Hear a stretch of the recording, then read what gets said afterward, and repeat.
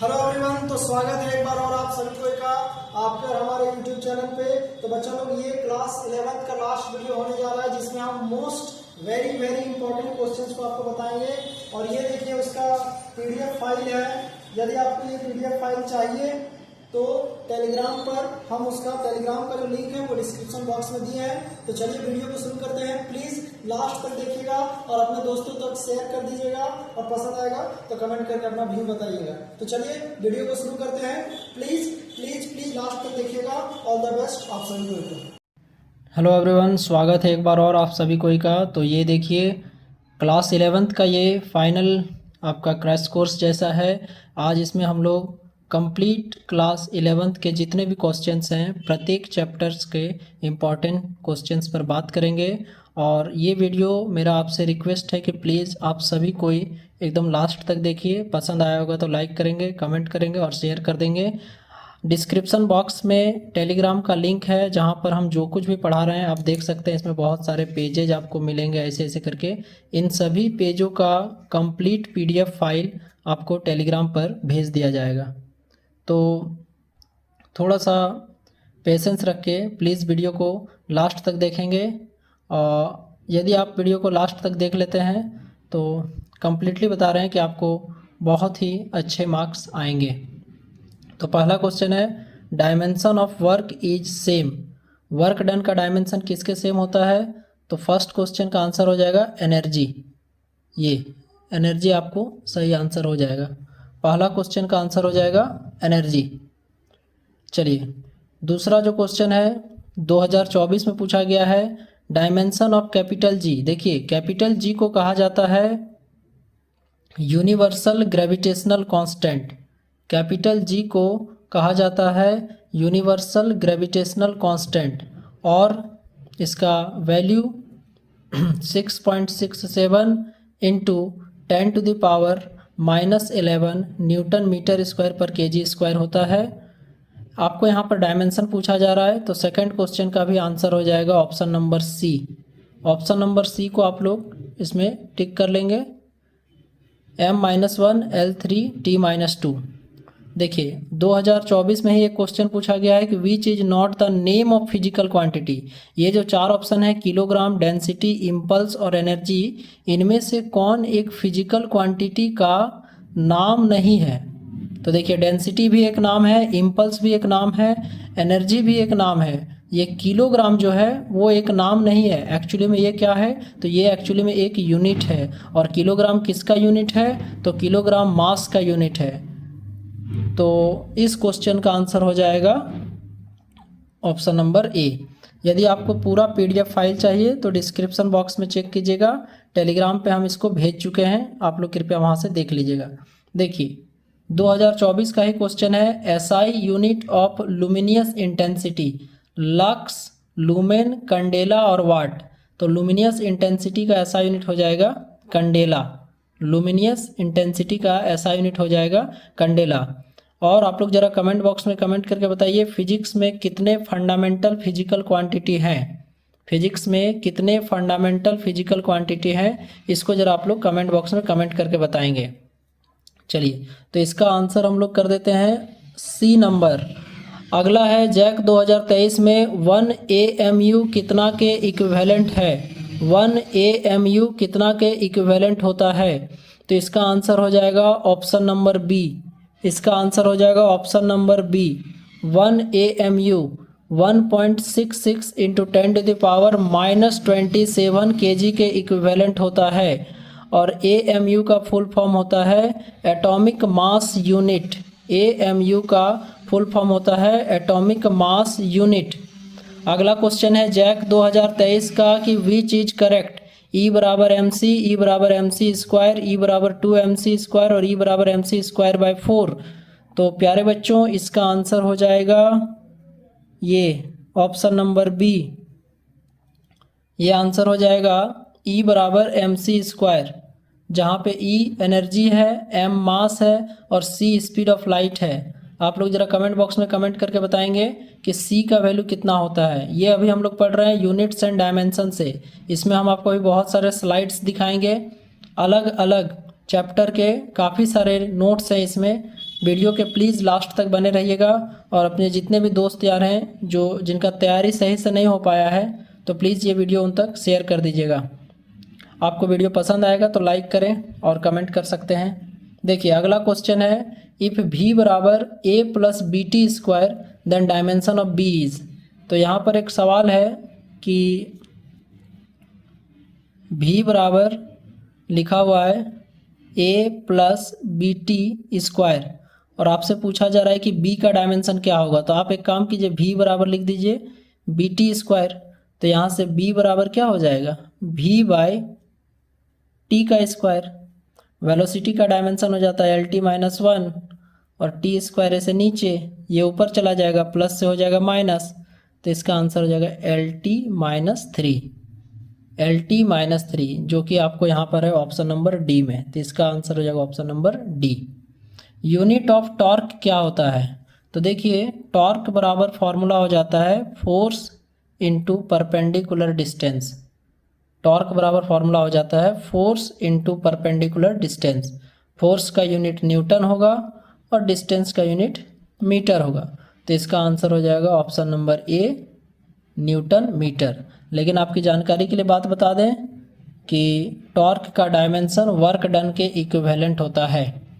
Torque का dimension work done के equivalent होता है।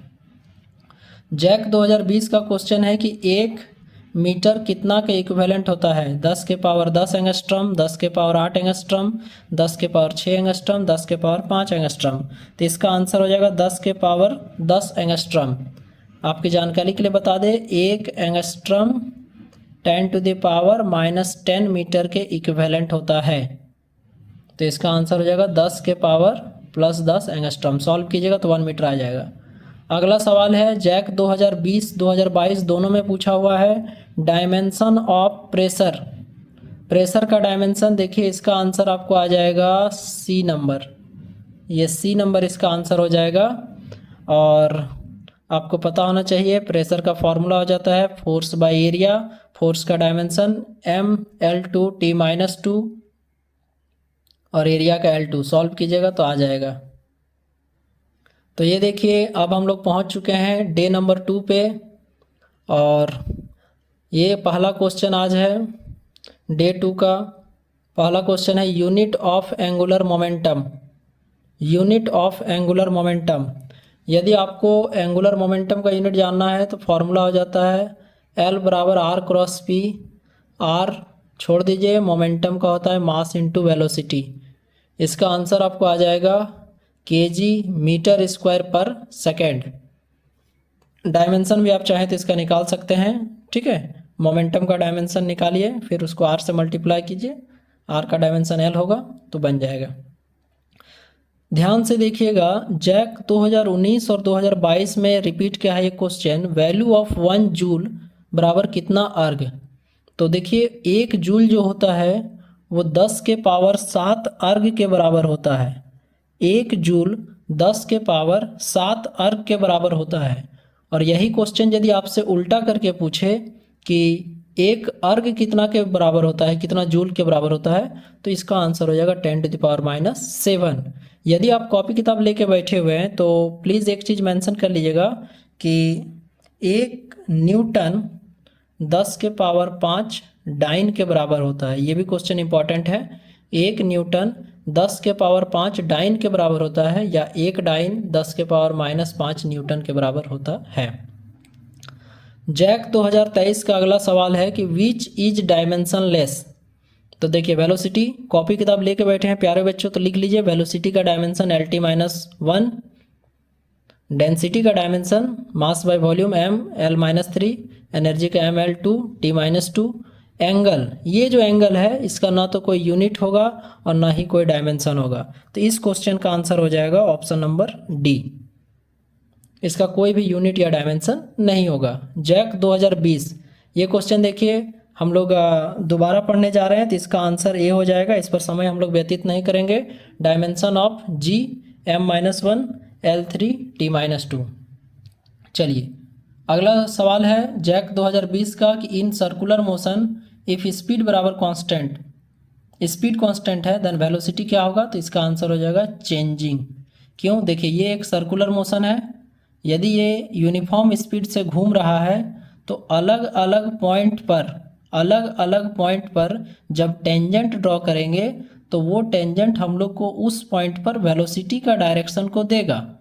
तो अलग अलग पॉइंट पर वेलोसिटी का डायरेक्शन अलग अलग होगा, इसीलिए इसका आंसर होगा चेंजिंग। इसका आंसर क्या हो जाएगा? चेंजिंग। स्पीड कांस्टेंट है लेकिन वेलोसिटी चेंज करेगा। यदि आप लोग वीडियो को ध्यान से देख रहे हैं तो प्लीज़ लास्ट तक देखिएगा, दोस्तों तक शेयर कर दीजिएगा और पसंद आएगा तो लाइक कमेंट शेयर ज़रूर कीजिएगा। ये बहुत मेहनत से बनाया जा रहा है, इसमें एक्चुअली चेहरा नहीं दिख रहा है। मेन रीज़न यही है कि यह वीडियो हम स्वयं बना रहे हैं, एक हाथ से मोबाइल पकड़े हुए हैं बाएं हाथ से और दाहिने हाथ से आपको बता रहे हैं, ठीक है। तो इसका हमने प्रिंट आउट अभी लेकर आए हैं और सारा कुछ बना रहे हैं इसको, ठीक है। ये इमरजेंसी में बनाना पड़ रहा है अभी, ताकि आपके लिए बहुत ज़्यादा ज़रूरी है। JAC 2024 which is vector, speed, distance, velocity और टाइम। तो प्यारे बच्चों इसका आंसर हो जाएगा velocity. Velocity is a vector quantity, speed, distance, time are scalar quantity. If two vectors are equal and in opposite direction then resultant maximum, minimum, zero या none of these. तो यदि दो वेक्टर हैं, equal हैं और opposite हैं तो क्या होगा? तो देखिए दो वेक्टर का रिजल्टेंट का फॉर्मूला, मैक्सिमम फार्मूला आ जाता है a प्लस बी और मिनिमम फार्मूला आ जाता है a माइनस बी, और दो वेक्टर का रिजल्टेंट का फॉर्मूला आ जाता है root under a square plus B square plus 2ab cos theta. तो मान लीजिए यदि दो वेक्टर a और b इक्वल है और अपोजिट है, अपोजिट डायरेक्शन में, तो a minus a is equal to हो जाएगा 0। तो प्यारे बच्चों इस क्वेश्चन का आंसर हो जाएगा 0। In projectile motion horizontal component of velocity. तो देखिए ये प्रोजेक्टाइल मोशन है और इसमें हॉरिजॉन्टल कंपोनेंट ये होगा वेलोसिटी का, जो कि प्रत्येक बिंदु पर आपको कांस्टेंट मिलने जा रहा है। तो in projectile motion horizontal component of velocity is constant. Area under velocity time graph. एक बात बता देते हैं प्यारे बच्चों, कभी भी यदि एरिया का क्वेश्चन पूछता है तो जो भी दो क्वांटिटी दिया हुआ है उसको मल्टीप्लाई कर दीजिए। तो देखिए वेलोसिटी को यदि टाइम से मल्टीप्लाई करेंगे तो आंसर आ जाएगा डिस्प्लेसमेंट। वेलोसिटी को यदि आप टाइम से मल्टीप्लाई कीजिएगा तो आंसर आएगा डिस्प्लेसमेंट। बिल्कुल कंफ्यूज नहीं होंगे बच्चों एक्सेलरेशन को लेकर, क्योंकि वेलोसिटी को जब टाइम से डिवाइड करते हैं तो आंसर आता है एक्सेलरेशन। वेलोसिटी को टाइम से डिवाइड करेंगे तो आंसर आता है एक्सेलरेशन। हमने कहा है कि वेलोसिटी को टाइम से गुना करना है। तो चलिए आप लोग वीडियो में अभी तक बने हुए हैं तो प्लीज़ अपना सपोर्ट दिखाने के लिए हमको बताइए कि एक्सेलरेशन का यूनिट क्या होता है और एक्सेलरेशन का डायमेंशन क्या होता है। वीडियो में अभी तक बने हुए हैं तो प्लीज़ सपोर्ट करने के लिए बताइए एक्सेलरेशन का यूनिट क्या होगा और एक्सेलरेशन का डायमेंशन क्या होगा। ये हम लोग का सेकंड स्लाइड कंप्लीट हो गया, इसको हम लोग साइड में रख देते हैं। और ये देखिए थर्ड स्लाइड, एक बार देख लीजिए। प्लीज़ कॉपी कलम लेकर बैठिए और जितना ज़्यादा हो सकता है लिखने का प्रयास कीजिए। A football is kicked vertically upward at highest point, its velocity will be 0। किसी फुटबॉल को जब आप मारते हैं और जब वो हाईएस्ट पॉइंट पे चला जाता है तो उसका वेलोसिटी कितना हो जाता है? 0। अगला सवाल है जैक 2023 का कि विच इज रॉन्ग, कौन गलत है। देखिए कौन गलत है, a प्लस बी बराबर b प्लस ए, ये तो सही है, इसको कम्यूटेटिव लॉ कहते हैं। a डॉट बी बराबर b डॉट ए, ये भी एकदम सही है। और ये डॉट प्रोडक्ट है एक्चुअली में। सी ऑप्शन है a क्रॉस b और b क्रॉस a, और अगला में डी ऑप्शन है a क्रॉस b बराबर minus of b cross a। प्यारे बच्चों ये जो सी नंबर ऑप्शन है ये गलत है, और जो गलत है वही हमसे पूछ रहा है, तो इसका आंसर होगा सी। a क्रॉस b बराबर नहीं होता है b cross a, actually minus sign लग जाता है। क्यों? क्योंकि वो एक वेक्टर प्रोडक्ट होता है और वेक्टर प्रोडक्ट में डायरेक्शन इंपॉर्टेंट होता है, इसीलिए वहाँ पर माइनस साइन बिल्कुल ही कंपलसरी है। जैक 2023 में पूछ रहा है कि velocity and acceleration in circular motion are. तो वेलोसिटी और एक्सेलरेशन जो है सर्कुलर मोशन में वो 90 डिग्री का एंगल बनाता है। वेलोसिटी और एक्सेलरेशन सर्कुलर मोशन में 90 डिग्री का एंगल बनाता है। अगला क्वेश्चन है, एक्चुअली वेलोसिटी आपका जो है, ठीक है, पार्टिकल का जो वेलोसिटी है सर्कुलर मोशन में वो टेंजेंशियली बाहर की ओर रहता है, और जो एक्सेलरेशन होता है वो सर्कुलर मोशन में अंदर की ओर काम करता है। एक छोटा सा फिगर बना देते हैं, जैसे ये देखिए एक सर्कल बनाएं, ये वेलोसिटी ऊपर जा रहा है और ये देखिए एक्सेलरेशन अंदर जा रहा है, दोनों आपस में परपेंडिकुलर होते हैं। अब ये देखिए इनिशियल वेलोसिटी है 20 मीटर पर सेकेंड और एक्सेलरेशन है 2 मीटर पर सेकेंड स्क्वायर। आपको फाइनल वेलोसिटी निकालना है 10 सेकेंड पे। बच्चे लोग इसका आंसर आ जाएगा मे बी 40 आएगा, आप लोग देख लीजिएगा ज़रा। फॉर्मूला साइड में लिख देते हैं, v बराबर u plus A T. v का मतलब फाइनल वेलोसिटी जो कि आपको निकालना है, u का मतलब इनिशियल वेलोसिटी जो कि 20 दिया हुआ है, a का मतलब एक्सेलरेशन जो कि 2 दिया हुआ है और t का मतलब होता है टाइम जो कि आपको 10 दिया हुआ है। चलिए अगला सवाल है कि in projectile motion at highest point, किसी भी प्रोजेक्टाइल मोशन में हाईएस्ट पॉइंट पे, यहाँ पर देखिए ज़रा, ये देखिए प्रोजेक्टाइल मोशन में हाईएस्ट पॉइंट पे angle between velocity and acceleration. तो वेलोसिटी तो इधर जा रहा है, एक्सेलरेशन नीचे आएगा, नीचे की ओर आएगा ये, तो ये एंगल बना देगा 90 डिग्री।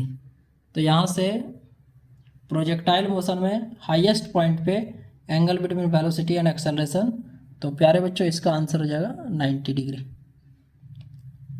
देखिए ये क्वेश्चन सॉल्व करने वाला है, थोड़ा सा हाथ हिल रहा होगा, काफ़ी देर से वीडियो बन रहा है, लगातार 15 मिनट से इसको हम होल्ड किए हुए हैं, तो प्लीज़ थोड़ा सा कोऑपरेट कीजिएगा।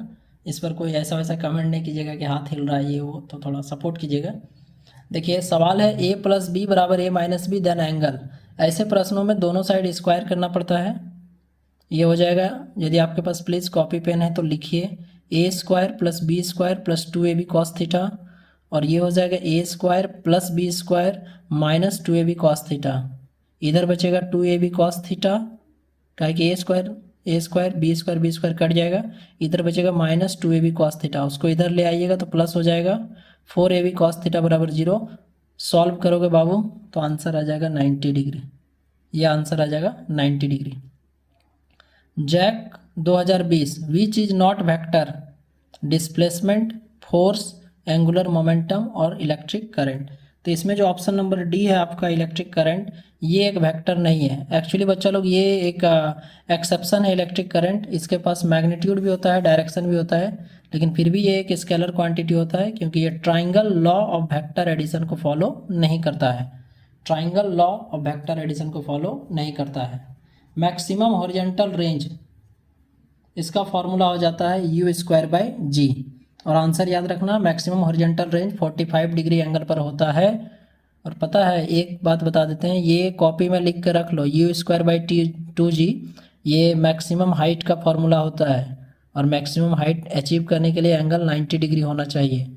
अभी जो पूछा है उसमें ये आंसर होगा, साइड में लिख के रखना है तो रख लो इसको।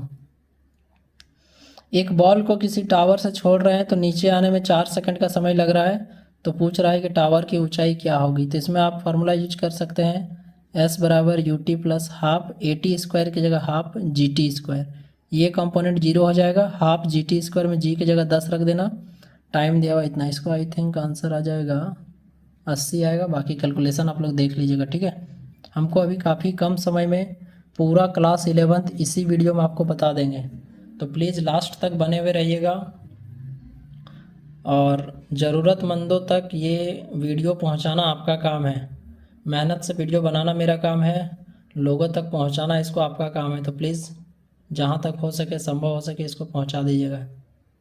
विच इज़ नॉट स्केलर, इसमें कौन स्केलर नहीं है? टेम्परेचर, देखो यहाँ पे लिखा हुआ है कोफिशिएंट ऑफ फ्रिक्शन, ये लिखा हुआ है कोफिशिएंट ऑफ फ्रिक्शन, यहाँ फ्रिक्शन लिखा हुआ है, ठीक है, हम लिख देते हैं फ्रिक्शन, कोफिशिएंट ऑफ फ्रिक्शन। ये आपको चार्ज है, ये आपको इम्पल्स है, ठीक है, इसका आंसर हो जाएगा इम्पल्स। इम्पल्स एक स्केलर क्वांटिटी नहीं है, इम्पल्स एक वेक्टर क्वांटिटी है, और इम्पल्स का फॉर्मूला हो जाता है force into perpendicular distance. Force into sorry impulse का फॉर्मूला हो जाता है force, large force into small interval of time. Force into perpendicular distance torque का फॉर्मूला हो जाता है। तो ये आपको फॉर्मूला हो जाएगा इम्पल्स का, force, large amount of force into small interval of time. चलिए अगले स्लाइड की ओर आते हैं, थोड़ा स्पीड को बढ़ाएंगे आप लोग, ठीक है, क्योंकि आप लोग फिर रुकिएगा कि नहीं पता नहीं।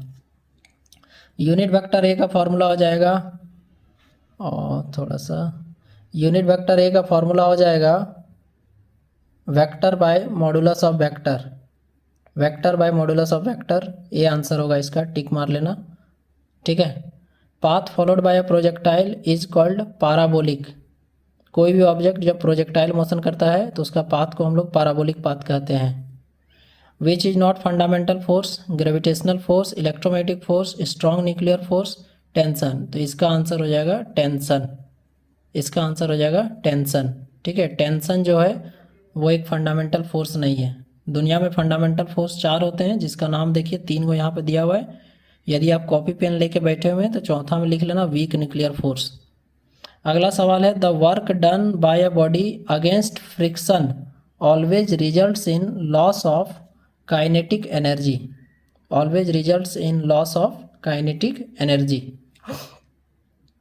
Which law is real law of Newton's, Newton's का जो 3 लॉ होता है उसमें से सबसे असली नियम कौन है, तो सेकेंड लॉ, इसका आंसर होगा second law of Newton is the real law of motion, क्योंकि उसके मदद से हम लोग फर्स्ट लॉ और थर्ड लॉ दोनों को डिराइव कर सकते हैं।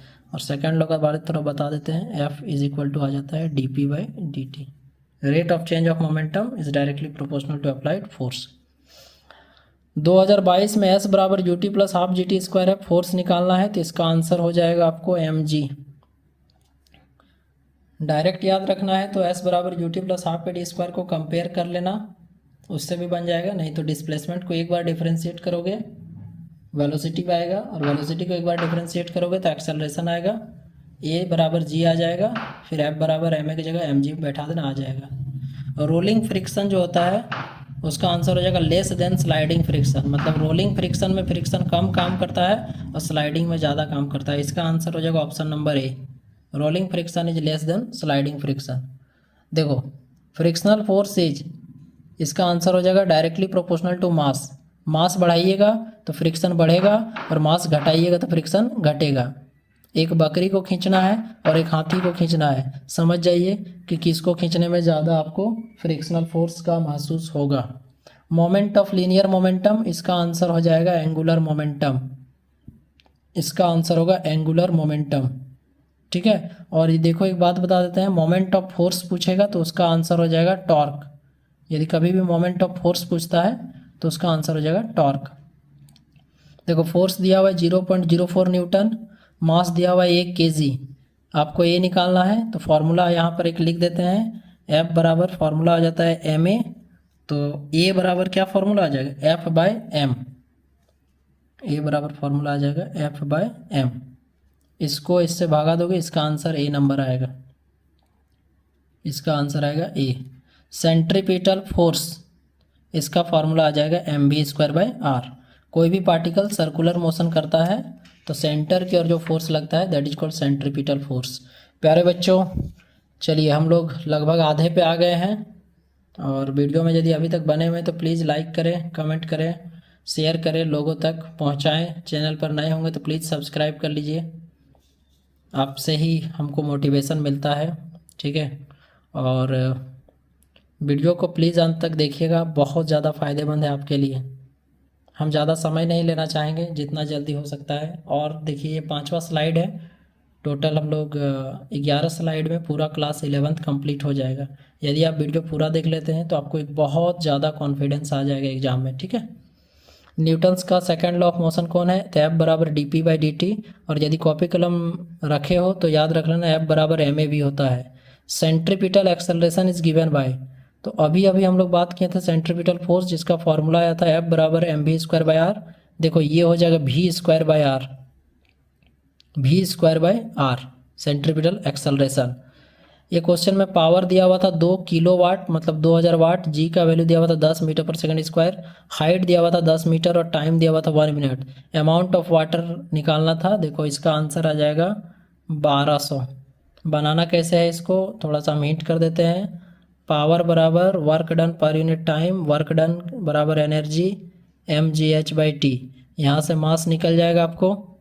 पावर दिया हुआ है 2 किलोवाट, जी का वैल्यू पता है, एच का वैल्यू पता है, टाइम 1 मिनट है, 60 सेकंड बैठा देना, मास आ जाएगा। उसके बाद बैठा देना डेंसिटी बराबर मास बाय वॉल्यूम, तो वॉल्यूम बराबर हो जाएगा मास बाय डेंसिटी। 1200 आंसर आएगा इसका। हाँ, वर्क डन किस पर डिपेंड नहीं करता है, तो डिस्प्लेसमेंट, फोर्स, एंगल और इनिशियल वेलोसिटी। तो इसका आंसर होगा इनिशियल वेलोसिटी। क्या है कि फॉर्मूला होता है वर्क डन का W बराबर F dot S, F S cos theta. F माने फोर्स पर डिपेंड करता है, एस माने डिस्प्लेसमेंट पर डिपेंड करता है, थीटा का मतलब एंगल पर डिपेंड करता है। तो किस पे डिपेंड नहीं करता है, तो वो डिपेंड नहीं करता है इनिशियल वेलोसिटी पे। मास दिया हुआ है 10 kg, हाइट दिया हुआ है 2 मीटर, वेलोसिटी दिया हुआ है 2 मीटर पर सेकेंड। टोटल एनर्जी निकालना है। इसमें आपको दो एनर्जी जोड़ना पड़ेगा, एक काइनेटिक एनर्जी और एक पोटेंशियल एनर्जी। इसका फॉर्मूला आ जाएगा हाफ mv² और इसका फॉर्मूला आ जाता है mgh। सॉल्व करोगे तो आंसर आ जाएगा 216। काइनेटिक एनर्जी का formula half mv², potential energy का फॉर्मूला mgh। सॉल्व करना आ जाएगा 216। Unit of power, unit of power kWh, calorie, watt, erg. इसका आंसर होगा वाट। लेकिन थोड़ा सा रुक जाओ और कॉपी कलम यदि साथ में है तो लिखो kWh का full form kilo watt hour. Repeat करते हैं, किलो वाट आवर, kWh का फुल फॉर्म। और उसके बाद जैसे लिखा हुआ है कैलोरी, जैसे लिखा हुआ है आपको कैलोरी, तो कैलोरी एनर्जी का एक यूनिट है। इसका वैल्यू हो जाता है 1 कैलोरी बराबर 4.186 जूल। वाट पावर का यूनिट है, 1 हॉर्स पावर बराबर 746 वाट। अर्ग भी एनर्जी का यूनिट है, 1 जूल बराबर 10 के पावर 7 अर्ग, या 1 अर्ग बराबर 10 के पावर -7 जूल। चलिए अगला सवाल है 2020 का, जैक 2020 में आया हुआ क्वेश्चन है कि पोटेंशियल एनर्जी U है जब डिस्प्लेसमेंट 2 सेंटीमीटर है, और यदि डिस्प्लेसमेंट को 8 सेंटीमीटर कर देंगे तो पोटेंशियल एनर्जी क्या हो जाएगा, U/4, 4U, 8U और 16U। तो आपकी जानकारी के लिए बता दें कि potential energy of a spring formula हो जाता है U is directly proportional to x²। तो U बराबर 1/2 kx², तो U is directly proportional to x²। देखिए 2 से 8 हो रहा है, मतलब 4 गुना बढ़ रहा है, तो यहाँ 4 का स्क्वायर हो जाएगा, तो 4 का स्क्वायर 16। इसका आंसर हो जाएगा 16, 16U आंसर होगा। अगला क्वेश्चन है जैक 2023 का कि टॉर्क यदि 0 है तो क्या कांस्टेंट होगा। तो एक रिलेशन बता देते हैं, टाउ बराबर फार्मूला आ जाता है dl/dt। टॉर्क 0 है मतलब dl/dt 0 होगा, और यदि किसी भी चीज़ का डिफरेंशिएशन 0 आता है मतलब वो कांस्टेंट होता है। तो इसका आंसर हो जाएगा एंगुलर मोमेंटम। इसका आंसर हो जाएगा angular momentum, angular momentum. Analogue of mass in rotational motion, analogue of mass in rotational motion. इसका आंसर होगा moment of inertia, moment of inertia इसका आंसर होगा। अगला क्वेश्चन है moment of force is called, इसका answer हो जाएगा torque. Moment of force को हम लोग टॉर्क कहते हैं। तो ये 5वां स्लाइड हम लोग का हो गया ख़त्म। ये रह गया 6ठा स्लाइड। लॉ ऑफ ऑर्बिट को क्या कहते हैं, तो इसका आंसर हो जाएगा केपलर्स लॉ, केपलर्स लॉ। और केपलर के 3 नियम होते हैं, याद रखिएगा, फर्स्ट लॉ, सेकंड लॉ और थर्ड लॉ। ये क्वेश्चन आपके लिए हम होमवर्क देते हैं, आप लोग कमेंट बॉक्स में कमेंट करके बताइए। Where it will be profitable to buy 1 kg sugar at poles, at equator, at 45 degree latitude, at 40 degree latitude. ठीक है, देखिए थोड़ा सा हम छाप देते हैं यहाँ पे। ये अर्थ है, इसको हम लोग कहेंगे इक्वेटर और इसको कहेंगे पोल। ये इक्वेटर है और ये पोल है। 1 kg चीनी खरीदना है तो कहाँ फ़ायदेमंद होगा, इक्वेटर पे कि पोल पे। हमको कैसे पता चलेगा कि आप अभी वीडियो में बने हुए हैं, तो प्लीज़ कमेंट बॉक्स में इसका आंसर आप लोग कमेंट कीजिएगा, हम वेट कर रहे हैं। ठीक है, ग्रेविटेशनल फोर्स कैसा फोर्स है, तो इसका आंसर हो जाएगा long range force. Gravitational force long range force है। मून का रोटेशन पीरियड है 29 दिन अर्थ के अराउंड। यदि मून का मास को हम लोग डबल कर दे तो टाइम पीरियड पर बच्चे लोग कोई असर नहीं पड़ेगा। इसका आंसर 29 दिन ही होगा, क्योंकि एक सैटेलाइट है मून, और एक सैटेलाइट वेलोसिटी में कहीं पर भी जो बॉडी का मास नहीं आता, इसमें प्लैनेट का मास आता है। ठीक है, तो बॉडी का मास डबल कर दीजिए, ट्रिपल कर दीजिए, कोई फ़र्क नहीं पड़ेगा। देखिए जैक 2023 काफ़ी लंबा क्वेश्चन है कि 2 वस्तु हैं, एक का मास छोटा m है, एक का मास बड़ा m है, और यदि दोनों के बीच का डिस्टेंस जितना था, दोनों एक दूसरे पर एफ फोर्स लगा रहा था, यदि दोनों के बीच का डिस्टेंस को एक लिक्विड से भर देते हैं जिसका स्पेसिफिक ग्रेविटी 3 है, तो पूछ रहा है कि नया वाला फोर्स क्या होगा। आप लोग देख लीजिए ऑप्शन में उधर दिया हुआ है 3F, F/3, F/9। तो इसका आंसर होगा बच्चा लोग F, क्योंकि हम लोग जानते हैं कि न्यूटन्स लॉ ऑफ ग्रेविटेशन से फॉर्मूला हो जाता है F=G(m1m2/r²।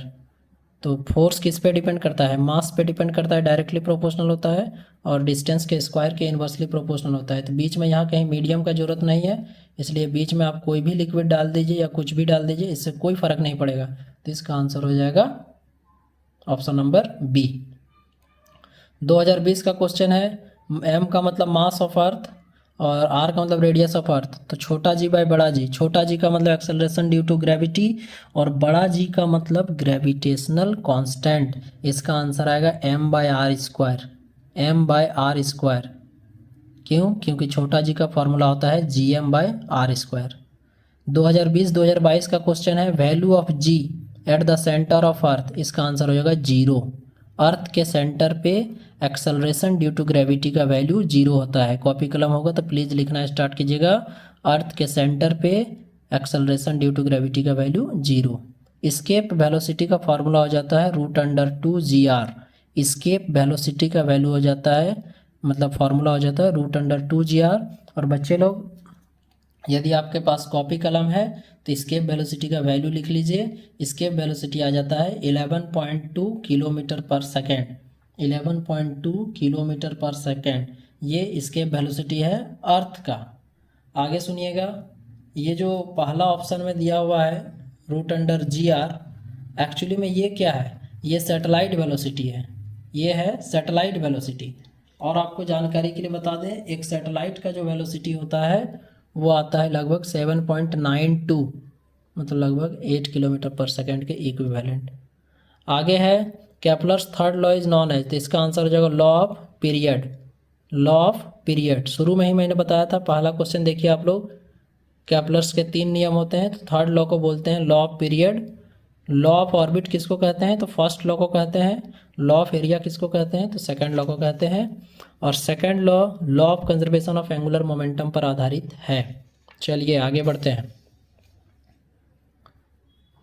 हुक्स लॉ, 7वां दिन इलास्टिसिटी पर पहुंच चुके हैं। वीडियो और ज़्यादा लंबा नहीं है, प्लीज़ लास्ट तक बने हुए रहिएगा। पूरा 11th क्लास ख़त्म हो जाएगा और आप कॉन्फिडेंट होकर एग्ज़ाम लिखने जाओगे। फिर से एक बार बोलते हैं, लाइक कमेंट जरूर करेंगे, शेयर ज़रूर कर दीजिएगा। जिन तक ज़रूरत है उन तक ज़रूर पहुंचाइए ये वीडियो, हम अकेले कुछ नहीं कर सकते हैं। Day 7, Hooke's law, stress is directly proportional to strain. Hooke's law, stress is directly proportional to strain, ये होगा। शियर मॉडुलस इज नॉन एज, इसका आंसर होगा मॉडुलस ऑफ रिजिडिटी। देखिए सारा का सारा प्रीवियस ईयर क्वेश्चन है, यहाँ पर हम कुछ भी अपने मन से नहीं सेट किए हैं, सारा का सारा प्रीवियस ईयर क्वेश्चन ही है। चलिए, तो फर्स्ट का आंसर बोल दिया stress is directly proportional to strain. दूसरा का आंसर होगा मॉडुलस ऑफ रिजिडिटी। तीसरा है ब्रेकिंग स्ट्रेस किस पर डिपेंड करता है, तो ये मटेरियल पर डिपेंड करता है। ना तो लेंथ पे डिपेंड करेगा, ना रेडियस पे, ना शेप पे, ये डिपेंड करेगा मटेरियल पे। तो 2023 का ये आंसर हो जाएगा material. JAC 2020, within elastic limit which is true, इसका आंसर होगा अभी यही देखो, हुक्स लॉ को ही थोड़ा उल्टा करके पूछा गया है। इलास्टिक लिमिट क्या होता है ना, इलास्टिक लिमिट एक ऐसा पैरामीटर है कि जब तक कोई बॉडी अपना इलास्टिसिटी का गुण को बरकरार रखता है उसको इलास्टिक लिमिट कहते हैं। तो इसका आंसर हो जाएगा option number D, stress is directly proportional to strain. Unit of coefficient of viscosity हो जाएगा पॉयस, ये सीजीएस यूनिट है पॉयस। और कॉपी कलम होगा तो लिख लीजिएगा 10 पॉयस बराबर 1 पॉयसली। अब देखिए stress is directly proportional to strain है, और 2019 में क्वेश्चन पूछा है कि यदि आप स्ट्रेस को बढ़ाते हैं तो स्ट्रेन क्या होगा। तो यदि आप स्ट्रेस को बढ़ाइएगा तो स्ट्रेन भी क्या होगा, बढ़ेगा। If stress is increased then strain will also क्या, increase. Shearing stress by shearing strain, इसको कहते हैं मॉडुलस ऑफ रिजिडिटी। क्या कहेंगे, मॉडुलस ऑफ रिजिडिटी। और इसी मॉडुलस ऑफ रिजिडिटी का दूसरा नाम है shear modulus. Modulus of rigidity का दूसरा नाम है shear modulus. Work done per unit volume, इसका फॉर्मूला हो जाएगा 1/2 stress into strain. 1/2 stress into strain. और खाली वर्क डन पूछेगा तो 1/2 stress into strain into volume. JAC 2019 in perfectly inelastic collision which is conserve. Perfectly inelastic collision में क्या conserve रहता है? मास, मोमेंटम, एंगुलर मोमेंटम और एनर्जी। तो परफेक्टली इनइलास्टिक कोलिजन में क्या कंजर्व रहता है? तो उसमें मोमेंटम कंजर्व रहता है। क्या कंजर्व रहता है? मोमेंटम कंजर्व रहता है। और यदि इलास्टिक कोलिजन है तो उसमें आपको मोमेंटम और काइनेटिक एनर्जी दोनों कंजर्व रहेगा। इन इलास्टिक में काइनेटिक एनर्जी कंजर्व नहीं रहता है। आइए 8वां दिन यहाँ पर हम लोग पहुँच गए हैं। तो 8वां दिन में हम लोग बच्चा लोग यहाँ पर बात करेंगे। सबसे पहले which is the fastest mode of transfer of heat. इसका आंसर हो जाएगा रेडिएशन। सबसे तेज़ी से हीट रेडिएशन पे फ्लो करता है। और बच्चा लोग अभी एक्सप्लेनेशन करने का टाइम नहीं है, नहीं तो इसको हम एक्सप्लेन करते हैं। CP/CV फॉर डायटोमिक गैस, इसका आंसर हो जाएगा 7/5। CP मतलब होता है molar specific heat capacity at constant pressure, और CV का फुल फॉर्म हो जाता है molar specific heat capacity at constant volume. SI unit of surface tension, force per unit length, इसका आंसर हो जाएगा न्यूटन पर मीटर। बर्नौली थ्योरम किस पर बेस्ड है? तो वो कंजर्वेशन ऑफ एनर्जी पर बेस्ड है। सबसे ज़्यादा हाईएस्ट स्पेसिफिक हीट कैपेसिटी तो ये वाटर का हो जाएगा। Zeroth law leads to the concept of internal energy, temperature, heat और प्रेशर। तो इसका आंसर हो जाएगा बच्चा लोग टेम्परेचर। और याद रखना आगे अभी पढ़ेंगे हम लोग, फर्स्ट लॉ जो है वो एनर्जी पर आधारित है, कॉन्सेप्ट ऑफ एनर्जी पर आधारित है। एनीवे ये देखो P फॉर यहाँ प्रेशर है और V फॉर वॉल्यूम है, और ऐसे ग्राफ खींच दिया है। तो ऐसे ग्राफ खींच दिया है, इसका मतलब ये प्रेशर इसमें कांस्टेंट है। काहे कि वॉल्यूम आप यहाँ लीजिए, यहाँ लीजिए, यहाँ लीजिए, यहाँ लीजिए, तो हर जगह आपको प्रेशर कांस्टेंट मिलेगा। तो जब प्रेशर कांस्टेंट होता है तो उसको बोलते हैं आइसोबारिक प्रोसेस। यदि प्रेशर कांस्टेंट है तो उसको बोलेंगे आइसोबारिक प्रोसेस। एडियाबैटिक प्रोसेस में हीट कांस्टेंट होता है, total heat of the system. Isothermal में टेम्परेचर कांस्टेंट होता है। आइसोबारिक में प्रेशर कांस्टेंट होता है, जो कि इस क्वेश्चन का आंसर है। और आइसोकोरिक में वॉल्यूम कांस्टेंट होता है। मेयर्स फार्मूला क्या है? तो मेयर्स फार्मूला है CP-CV बराबर R। R यहाँ पे यूनिवर्सल गैस कांस्टेंट है। ये क्वेश्चन है 2019-2023 में पूछा है, CP-CV बराबर R। Boyle's law is applicable for, Boyle's law क्या है? Pressure is inversely proportional to volume, इसी को बॉयल्स लॉ कहते हैं। इसमें टेम्परेचर कांस्टेंट होता है और थर्मोडायनिक वेरिएबल्स 3 हैं, वैसे अभी तो 3 है, हायर स्टेज में और बढ़ेंगे। Pressure is inversely proportional to volume, तो इसमें आपको कांस्टेंट मिल जाएगा बच्चा लोग। Pressure inversely proportional to volume है तो टेम्परेचर कांस्टेंट है, वो एक आइसोथर्मल प्रोसेस है। देखिए ये वो क्वेश्चन है जो इसके बारे में अभी हम डिस्कस कर रहे थे कि first law of thermodynamics leads to the concept of conservation of energy. इसका आंसर हो जाएगा एनर्जी। चलिए थोड़ा सा और पेशेंस रखिए, ये आ गए हम लोग थर्मोडायनेमिक्स में लगभग, ठीक है। थोड़ा काइनेटिक थ्योरी का भी क्वेश्चन हो जाएगा। इन साइक्लिक प्रोसेस वर्क डन बराबर 0, साइक्लिक प्रोसेस में वर्क डन 0 होता है, तो फर्स्ट क्वेश्चन का आंसर 0 होगा। Average kinetic energy of gas molecule is proportional to temperature. Average kinetic energy का फार्मूला लिख देते हैं 3/2 kT, ये एनर्जी का फार्मूला है। इसका आंसर होगा temperature. If car tyres are hot then pressure, तो देखो एक रिलेशन होता है, इसको प्रेशर लॉ या गेल-लुसाक्स लॉ कहते हैं। Pressure is directly proportional to temperature, तो यदि कार का टायर गर्म है तो ऑब्वियस सी बात है कि उसका प्रेशर भी हाई होगा। विंस डिस्प्लेसमेंट लॉ किसको रिलेट करता है? तो wave length of maximum energy and temperature को, इसको याद कर लेना, λ/m/T बराबर K। Wins displacement law wavelength of maximum energy, energy maximum होगा तो वेवलेंथ ऑब्वियस सी बात है मिनिमम होगा, एंड टेम्परेचर को रिलेट करता है। कार्बन मोनोऑक्साइड और नाइट्रोजन का टेम्परेचर सेम है तो एनर्जी क्या होगा? तो ऑब्वियस सी बात है टेम्परेचर सेम है तो एनर्जी भी सेम होगा। क्या है कि यहाँ सब देख सकते हैं कि एनर्जी टेम्परेचर का ही फंक्शन है और टेम्परेचर सेम है तो एनर्जी भी सेम होगा। यदि टेम्परेचर को 120 केल्विन से 480 केल्विन तक बढ़ाते हैं तो RMS वेलोसिटी क्या होगा? तो VRMS का फॉर्मूला हो जाता है √3 RT/m। तो v is directly proportional to root under T. अब 120 से 480 कर दिया तो 4 गुना बढ़ गया। अब 4 गुना बढ़ गया, ठीक है, तो 120 से 480 कर दिए, टेम्परेचर 4 गुना बढ़ा, लेकिन इसका आंसर हो जाएगा डबल। रूट अंडर 4 है तो आंसर हो जाएगा 2।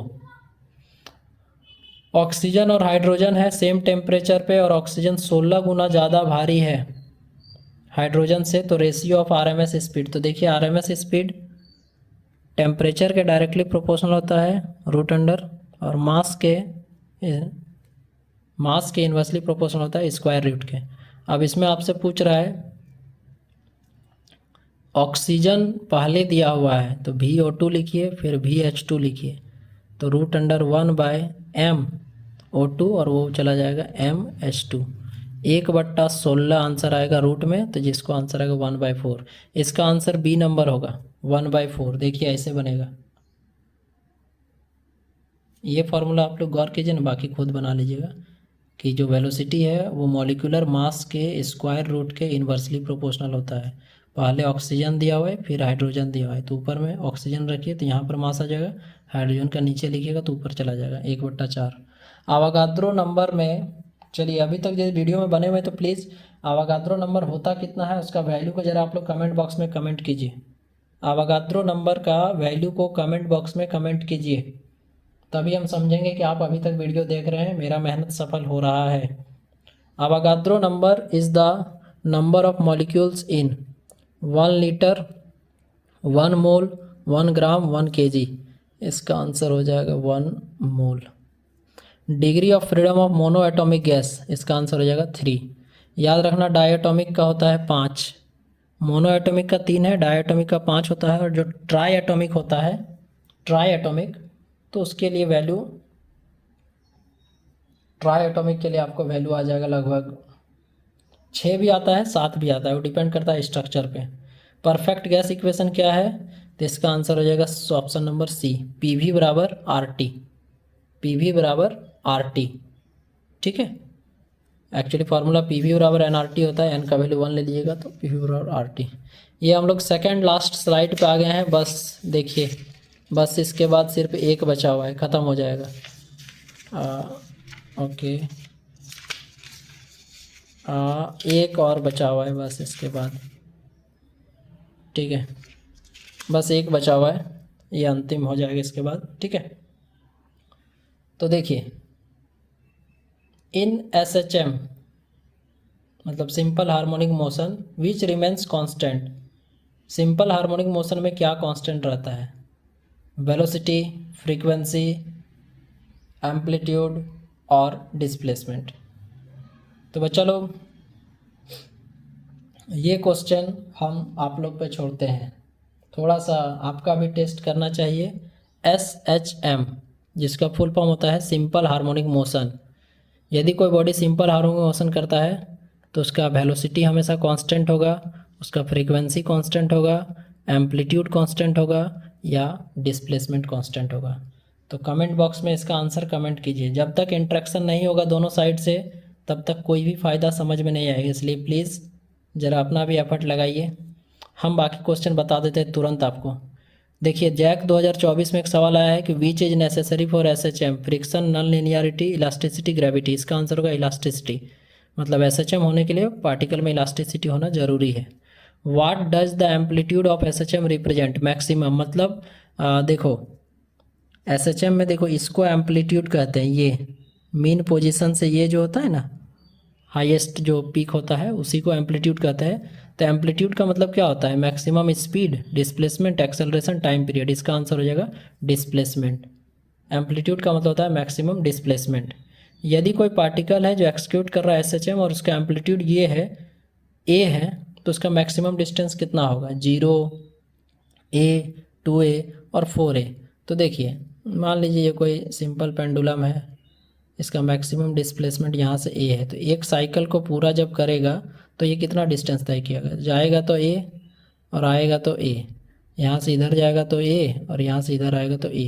डिस्टेंस स्केलर क्वांटिटी है, जोड़िएगा तो A टोटल आ जाएगा 4A। इसका आंसर हो जाएगा 4A। Formula of maximum velocity omega A maximum velocity का फॉर्मूला। और यहीं पे याद रख लीजिएगा ओमेगा स्क्वायर ए, ये मैक्सिमम एक्सेलरेशन का फॉर्मूला है।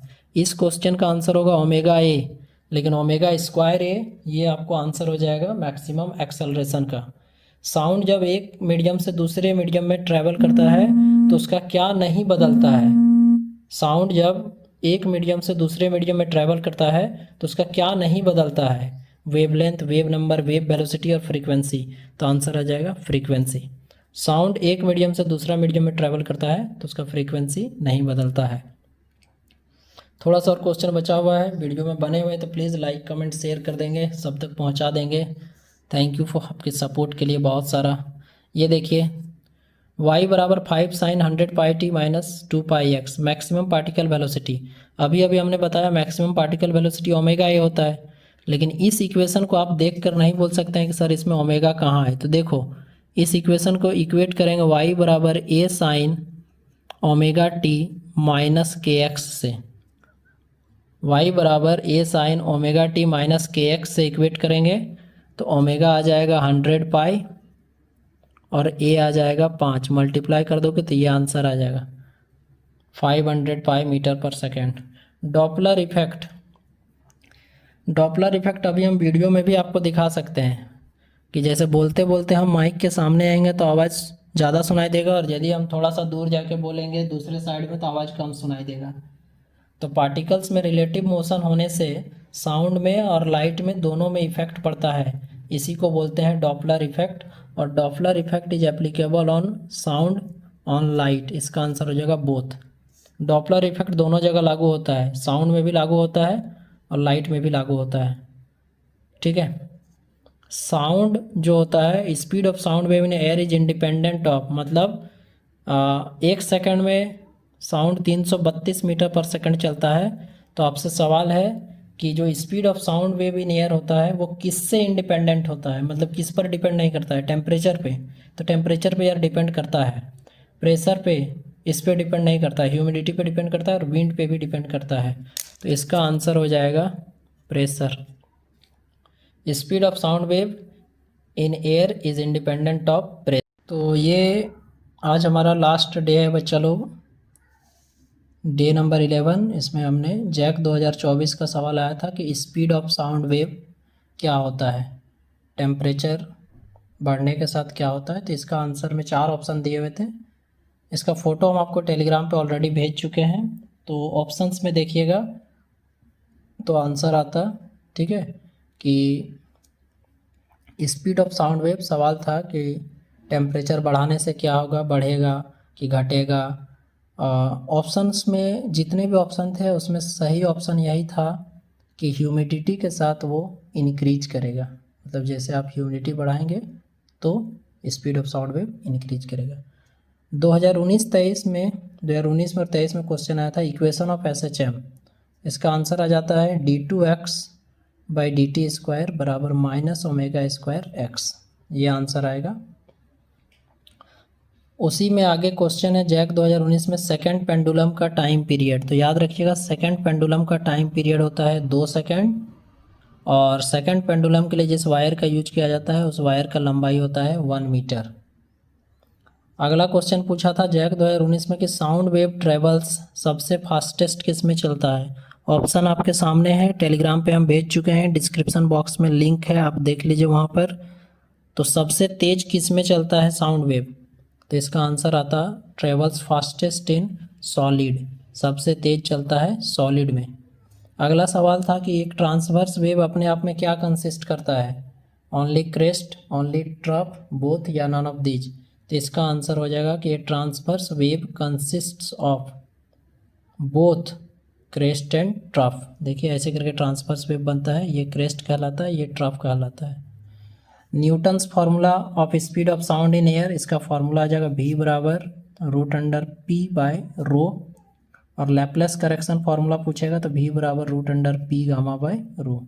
ऊपर वाला जो फार्मूला है ये न्यूटन्स फार्मूला है, ये लैप्लेस करेक्शन फार्मूला है। रेजोनेंस पे एम्पलीट्यूड कितना होता है, तो रेजोनेंस पे एम्पलीट्यूड मैक्सिमम होता है। एंड लास्ट क्वेश्चन आज का कि 2 कॉन्सिक्यूटिव नोड्स या दो कॉन्सिक्यूटिव एंटी नोड्स के बीच का डिस्टेंस कितना होता है? लैम्डा, लैम्डा बाई 2, 2 लैम्डा और लैम्डा बाई 4। तो इसका आंसर हो जाएगा कि देखिए दो लगातार नोड के बीच डिस्टेंस होता है लैम्डा बाई 2 और दो लगातार एंटी नोड के भी बीच का डिस्टेंस होता है लैम्डा बाई 2। लेकिन यदि आपसे कभी पूछेगा एक नोड और एक एंटी नोड के बीच का डिस्टेंस, तो वो आ जाएगा लैम्डा बाई 4 और एक एंटी नोड और नोड के बीच का डिस्टेंस आ जाएगा लैम्डा बाई 4। तो दो लगातार नोड या दो लगातार एंटी नोड के बीच का डिस्टेंस आता है लैम्डा बाई 2 या एक नोड और एक एंटी नोड के बीच का डिस्टेंस लैम्डा बाई 4। इसी के साथ वीडियो ख़त्म होता है बच्चा लोग। All the best, best of luck. अपना ध्यान रखना सभी कोई, वीडियो को शेयर कर देना, ठीक है। थैंक यू वेरी मच, मिलते हैं फिर, ठीक है, बाय। ध्यान रखना, ऑल द बेस्ट।